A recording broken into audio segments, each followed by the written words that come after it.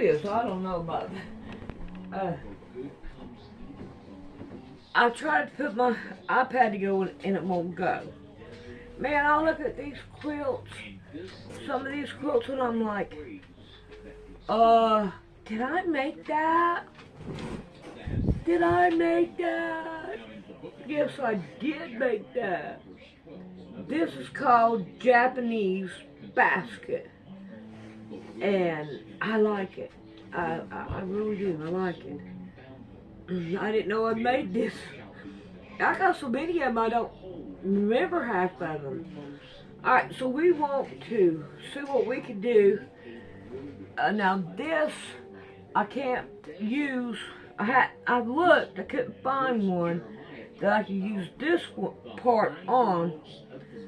So, I'm just going to have to keep looking and keep putting it up until I find something. Alright, let's see what we can do about straightening this up and give some fiber feel.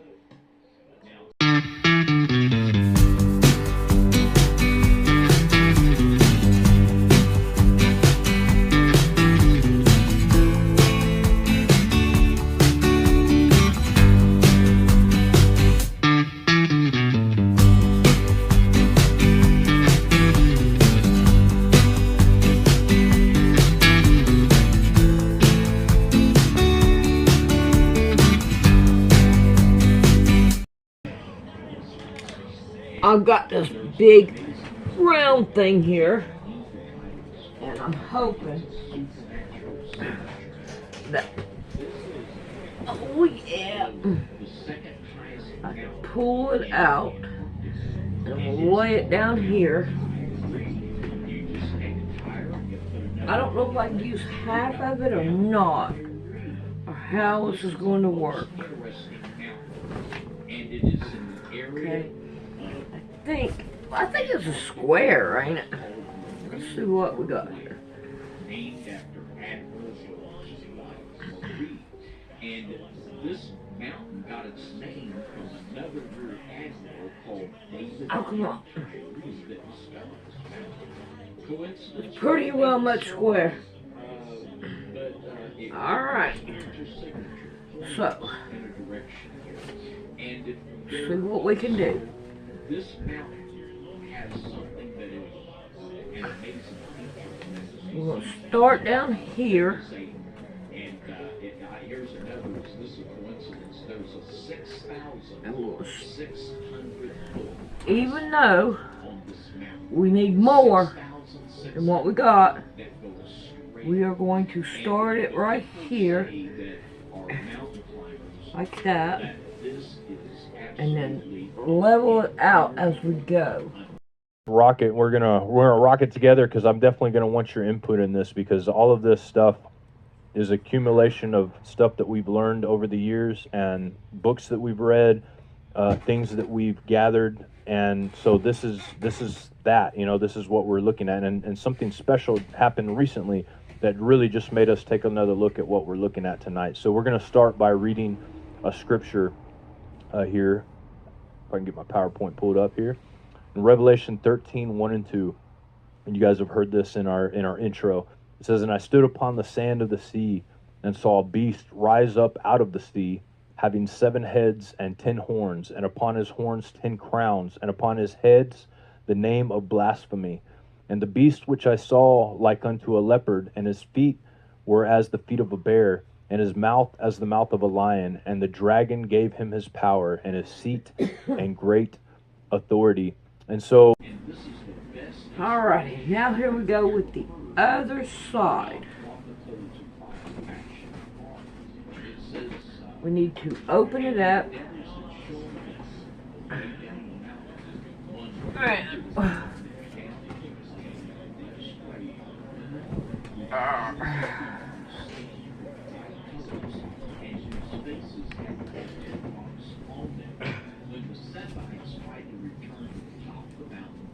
There we go. when we look at that verse, there's a lot of different I guess, revelations about this verse. There's some people that will believe that this is fully one system, and I agree with that. And then there's some people that will say this is a person it's talking about, and I agree with that also, because I think it's both. And we're going to talk about how that's possible right now. So in 2 Thessalonians 3:4, this is a verse that I fully believe is speaking about this man, this Antichrist person. And I want to read this because I think it's important to kind of help reveal and help us to know that until this happens, there's no way to 100% pin down anybody, because up to this point, all we have is clues. All we have is a lot of facts, a lot of evidence to say that we might know who it is. But at this point, until this is accomplished, we don't 100% know for sure, because there's been many times, and David can attest to this, he's been around this longer than I have, where people have said, this is the Antichrist, this is the Antichrist, and there's so many things that they can give you as evidence that points to that. Now, there we go. We might find something to do with this part too. I've been thinking about trying to make a big basket and all. I don't know. It might work, and then again it might not.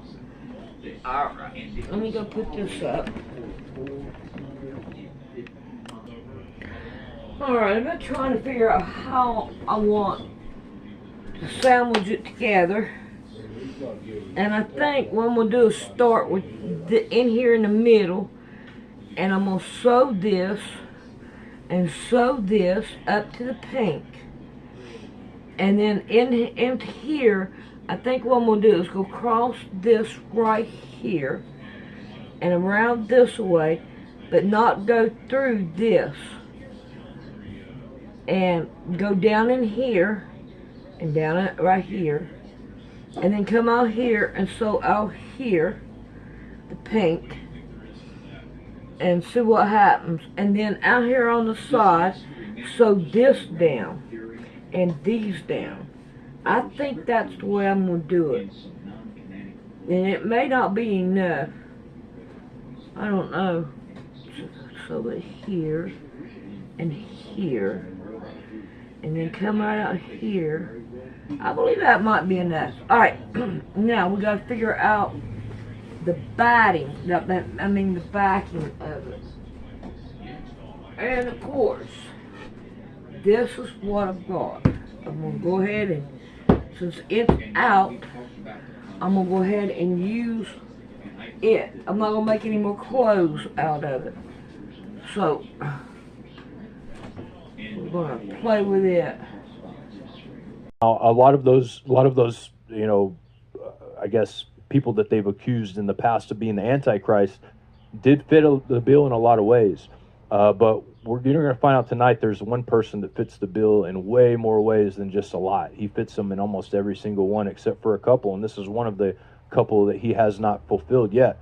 And it says, let no man deceive you by any means, for that day shall not come, except there come a falling away first, and the man of sin be revealed, the son of perdition, who opposeth and exalteth himself above all that is called God, and that is worshipped, so that he as God sitteth in the temple of God, showing himself that he is God. So we see that this person is going to come and believe that he is God. He's going to show himself that he is God by sitting in the temple, and this is how he's going to make his mark, and this is how we're going to know, right? This is how we're going to know for sure that this has happened and this man is here. And here's another verse in Matthew 24:14 through 15. Now, David, would you agree that so far those verses that I've quoted have to do with the Antichrist? Yes, they have to do with, most definitely, they relate to the two beasts that are going to come, that are going to work in tandem and implement that global government that the Bible tells us is going to happen, and that these people are obviously working for and pushing toward at breakneck speed. All right, Matthew 24:14 through 15, it says, and this gospel of the kingdom shall be preached in all the world for a witness unto all nations, and then shall the end come. When ye therefore shall see the abomination of desolation spoken of by Daniel the prophet standing in the holy place, and it says, whoso readeth, let him understand. And if you read Daniel, which we're not going to do right now because we've done... All right, what I'm going to do now is I am going to So, these two together. I would say at least 10 shows on this kind of the abomination of desolation. But if you look at what the abomination of desolation has been in the past in the book of Maccabees, you see this being played out. And what happens in Maccabees is there is a ruler called Antiochus Epiphanes, and he takes control, and he is an evil man, a sort of beast of his own making, a really bad guy, believes he is God, also believes that he has a statue of Zeus that he puts up in the temple. He puts the statue up, and he sacrifices a pig on the temple, and the blood covers the altar and everything like that. And this is what is called the abomination of desolation. So some kind of image, a figure, is put in this position. And we're not going to get into all of that right now, but I just want to make it clear that if you really want to study this, you're going to look at this, you're going to look at Daniel, and you're going to look at all these things, which is something that we have all done. And it can be very confusing because you have a king of the north, you have a king of the south, you have a king of the west, you have all of these different things going on in Daniel that are just mind-blowing, really, to say the least. And then you have the prophecy in Second Esdras, which has a three-headed eagle, which is something that is said to have been revealed to Daniel, but this is a more full revelation of what is seen in Daniel. So there's so many different things to compare to and look at. Now, we're not going to look at every single one of those things because we have done that before. And I think one of the shows I did recently on Antichrist, we talked quite a bit about what the image of the beast could be, etc. And so we know this, guys. We know that the system that controls this world, we understand that there is a system that has been working in the shadows for a very long time. You can call it the hidden hand. You can call it whatever you may want to call it, but the fact is, in Ephesians 6:12, it says, "We wrestle not against flesh and blood, but against principalities, against powers, against the rulers of the darkness of this world, against spiritual wickedness in high places." And so we're told here, this is what we're fighting against. We are literally in a war with people in high places, and what they call princes. Guess what? That's a principality. That's what they call them even in the royal website. You can look and you'll see that they called them principalities. And we know that there's a system at work in 2020, which is a weird time for it, because 2020 also is associated with vision in your eyes. 2020 means perfect vision, but in 2020 a lot of things were opened up to people. People started seeing the cabal. They started seeing the magician behind the veil, if you will.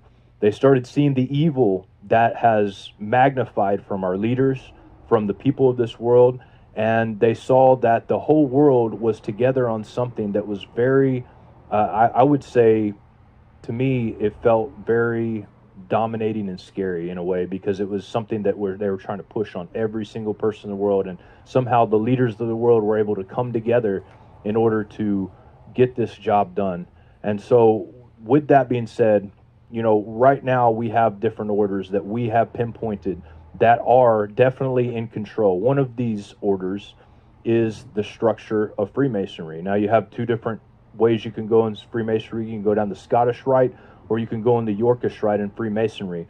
Now, both of these, and with that, you have the French version of Freemasonry, which is the dark side of Freemasonry, and then you have the English version, which is regular Freemasonry is what it's called. And so you have this structure that we have fully exposed over the years as being a organization that gathers so many different occult people, hides people like the Illuminati and organizations as such. They are pervasive in the entire world nearly. David has done many exposés on Freemasonries over the years and led many Freemasons to the Messiah once he exposed to them what they are actually a part of.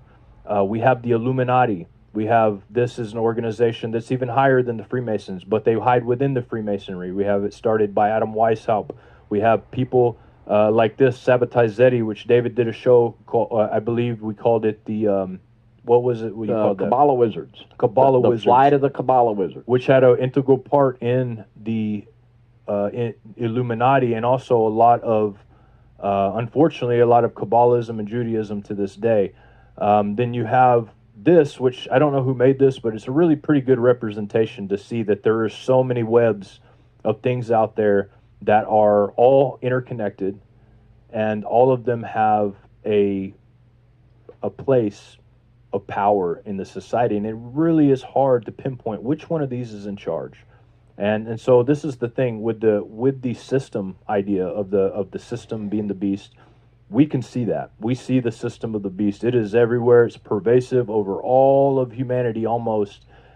You can't go anywhere without one of these groups here, without one of these groups leading the way. And I think that whoever did this chart, they did a pretty good job. You know, it's pretty nice. I mean, I don't know exactly if it's 100% accurate on everything that they're doing here, but they really did a good job of pinpointing a lot of the societies that are at work. Now, in our country alone, one of the societies that took over control of our government and a lot of government's currencies and financial situations was the Federal Reserve. Now, the Federal Reserve, the banking systems, they went in, they took control. This is another arm of this beast. They took control in 1913 underneath Woodrow Wilson. J.P. Morgan had a nighttime meeting, had a few people in it, locked the doors. Next thing you know, hours later, Woodrow Wilson comes out, boom, he signs this thing that's called the Federal Reserve Act. And it is how our monetary system became controlled by a private group of bankers that control the other world monetary systems. And of course, it took a few wars, took some coaxing, took some assassinations, took a lot of horrible things to happen for that to happen, but that did eventually happen. This is a quote from Woodrow Wilson right here in The New Freedom. It says, "Since I entered politics, I have chiefly had men's views confided to me privately. Some of the biggest men in the United States in the field of commerce and manufacturing are afraid of something. They know that there is a power somewhere so organized, so subtle, so watchful, so interlocked, so complete, so pervasive, that they better not speak above their breath when they speak in condemnation of it." Now, this is a president of the United States speaking on these things. And David, before we go on, would you have anything that you'd like to add to this? Because I know that there's so much that I'm kind of glossing over, but I really would like to expand on a few of these issues if we can. Well, I agree that chart is very good. And All right, let's see what we can do about looking at this. All right, what I'm going to do is, well, I was going to get my pins, and I'm going to put a pin here and a pin down here, and one over here and one over here, so when I go to start sewing this down, it will work. And I figured I'd better go ahead and sew these down, and then sew in here, and work my way out, and do every little bit that I possibly can. And it's going to take me a long while to do, so I'm going to do one square at a time. But I'm going to go find my pins, and I'm going to put pins at these corners.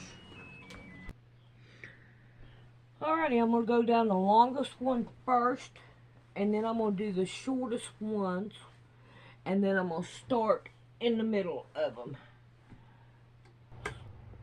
what people are understanding now that are studying this is that the enemy we're facing, it's global and it's organized. There's definitely coordination in this, and it is really something when you have presidents of the United States realize that they're not really in control. And I think, like, on security clearances, there's like 10 or 15 above the president. Yes. There are things he does not have the security clearance to look at.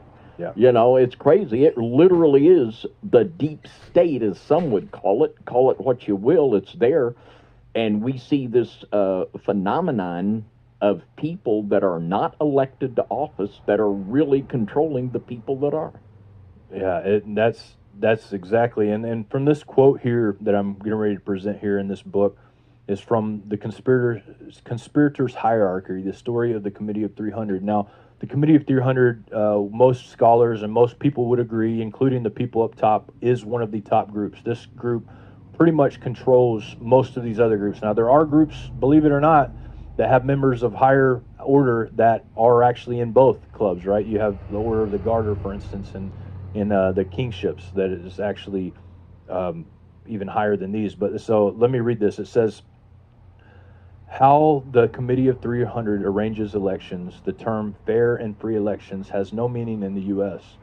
The candidates for the presidency are selected by the Committee of 300, so in reality it does not matter who wins the election and goes on to the White House. The New World Order is not new. It has been around and developing under one or another guise for a very long time, but is perceived as a development of the world, which is not the case. The New World Order is past and present. And this is by John Coleman in this book. If you haven't read that book, I suggest it's a very good book, and it really does kind of show a lot of who this is. Now, there was another book that you mentioned the other day that's a good book on this subject as well, that was written by a professor, Bill Clinton. Carol Quigley, Tragedy Quigley. and Hope. Yes. Yeah. And so that's another good book on the subject. There's many good books on the subject, but this is one of the best in my opinion. I agree.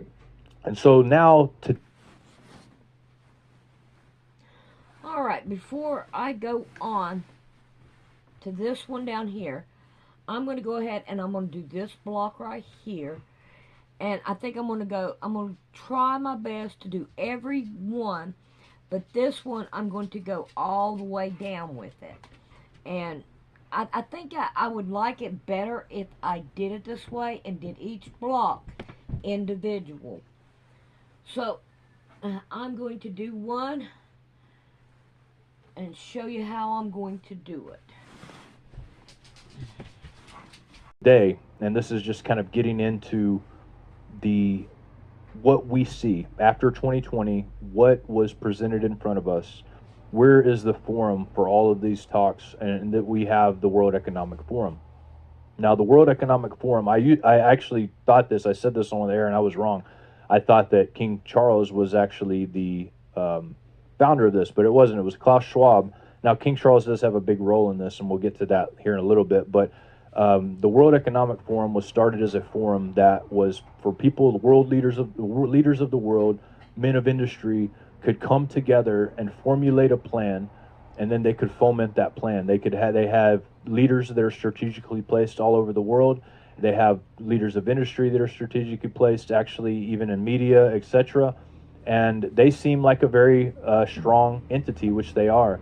Now, if you look at Klaus Schwab, this is something that most people don't really know about Klaus Schwab, but he's highly decorated. These are just a few of the honors and the orders that he's a part of. He's part of the Knight Commander of the Order of the British Empire, and it's the Order of Chivalry, the Grand Decoration of Honor in gold with the sash of the Republic of Austria, Knight of the Legion of Honor, and Order of Merit from the Federal Republic of Germany. And these are just a few. There's more on there, but these are pretty prestigious awards that this man's received. So a lot of people, when they look at him, they think, man, this guy can't be serious. Like, he looks like Dr. Evil up there telling us that he's going to take over the world. He's going to take everything from us. We're going to be happy about it.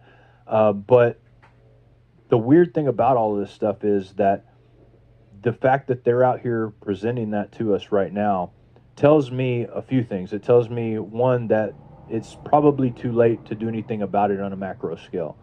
And I hate to say that, but I really truly believe that on a macro scale, we are not going to stop anything, because I think it's ordained by God.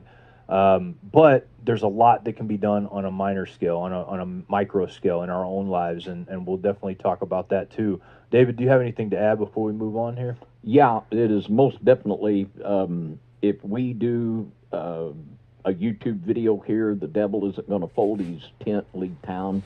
It's written in the book what's going to happen, and it's going to come. Like John said, the important thing for us is to realize what our role is as preaching the gospel and giving truth to people. Now is our time to get the truth out to people, to where they can get their eyes open, they can see what's happening and prepare themselves for it. God has always worked with the remnant. The same is true now. We're the remnant of Israel, and we are the people that the Lord will use in any situation. Agreed, man. And it's important to remember, because it's discouraging a lot of times, because you look at stuff and you're like, how can this be? the way our world is. How can evil be called good, good be called evil? How can the good guys die out, right? How is this possible that this is happening? And how are the evil people thriving so hard? But we have to understand the system that we're in. The system that we're in isn't a Christian system like a lot of people have been led to tell us, right? The people have been telling us this is a Christian nation, this is all of these different things, but that couldn't be farther from the truth. You know, when you get to the root of the history of our nation, you see the idols that are placed in our capital, you start to see a different story. You start to see that there's a false version of Christianity. You start to see that there is two separate versions of Christianity and the Messiah, who the Messiah is, and is very dominant in the world. The one is not the one that we would like to be dominant. The Jesus we would like to be dominant, the Messiah we would like to be dominant, is not the dominant one in the world right now. There's a worship coming of a master that's going to be so hard for people to see. For even people like me and David, when we see who's coming to the throne, we will see that this man has qualifications. It'll be hard for people to understand what's going on here. Yeah. And so go ahead, David, if you want to say something. Well, you know, he's going to fool most people. Yeah. You know, like Jesus said in Matthew, if possible, even the very elect. And he's going to fool a lot of people. Like we were talking last week, he will be a king of fierce countenance that can understand dark sentences. And even the people that are closest to him won't be able to figure this guy out. Yeah. Yeah, and in Revelation it says that he's going to institute laws and he's going to institute things, and one way we're going to be able to tell, like, if what we're talking about tonight is true, and if it is right, we're going to see something happen that is going to be unmistakable according to the prophecy, and we'll talk a little bit about that. And I think actually in the last Mark of the Beast one we talked a lot about that, because we talked about the head wound being healed, the image of the beast being placed for everyone to worship, etc. So we'll get into that here in a minute. We'll talk more about it. But so this is what, now this isn't biblically what it takes for the Messiah to be accepted. This is what it's going to take for everyone to accept the Messiah here on earth. Now, and obviously there's some of these things are a biblical standard that have to happen for the anti-Messiah, for him to be the anti-Messiah. But it's also going to look like he's the Messiah, because he's going to come as the Messiah. He's going to present himself as the Messiah. He's not going to present himself as, you know, Bob Marley raised from the dead or anything like that. He's going to present himself as the Messiah. So one, he must be a king. We know that this is a king. One, he must claim to be God. I started with my strip here and my strip down this way. Now I know I need to finish this one before I work on any other one, but I can go ahead and get this one, and I have this one and this one done.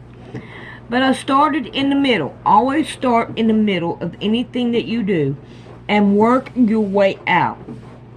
And I got my triangle, I got my half circle, and then I got my other circle, and then I got in here, and then I got out here. Now when I get all four of these done, I'm going to come out here and I'm going to work on my paint, and I'm going to go out the same way that I did right here, and I'm going to interpiece it all the way in and work around it like that, and go all the way back down it, and then like that all the way down it. But I'm going to finish this one first, and I hope that you can see it pretty good. I think it worked out good. It's just got a lot of sewing, but I think I'll like it better this way. Alright, I'll see you whenever I get it done. Alright, since I am where I'm at, I'm going to go ahead and I'm going to sew my paint down. And then when I get my paint done, then I'll start another video on here. But other than that, I'm going to go ahead and get these three done and get my paint done.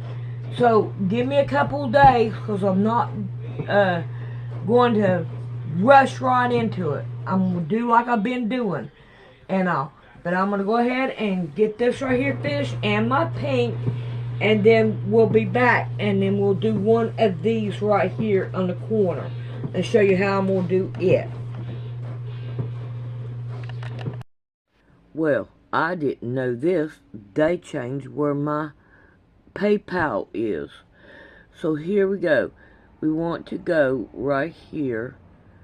Still yet right there. Alright, and then if you look right here is PayPal. I think it's crazy the way that they did not say, you know, they just do things. But there it is.